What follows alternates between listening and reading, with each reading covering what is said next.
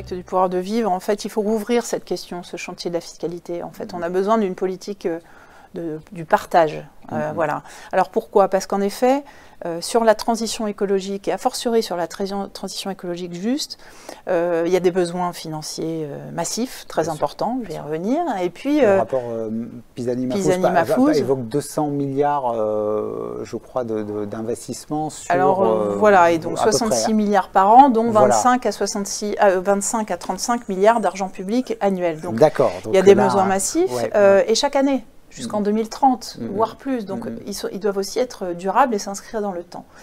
Donc pour la transition écologique, ce sont ce type de montants, mais pour le pacte du pouvoir de vivre qui veut aborder l'ensemble des problématiques, je le disais tout à l'heure, il faut ajouter à ces besoins-là des besoins en matière de protection sociale, de santé, de politique de jeunesse. Donc le triplement du chèque énergie, par exemple, c'est ajouter 2 milliards d'euros supplémentaires dans le budget de l'État.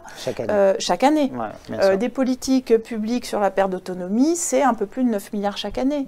Augmenter les bourses pour les étudiants, pour 66% des étudiants à hauteur de 1 000 € par an, c'est 1 milliard par an. Donc là, on n'a pas fait le travail exhaustif de se dire quel est l'ensemble du plan, mais en revanche, on voit bien qu'on ne va pas pouvoir faire plus de transition écologique, mieux, c'est-à-dire dans la justice sociale, avec moins d'argent public.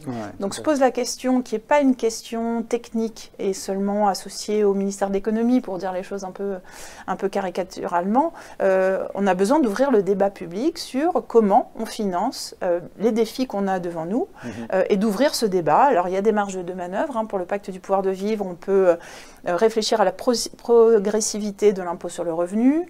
Il y a la proposition de Pisani-Mafous sur la taxe exceptionnelle sur le patrimoine financier des plus riches.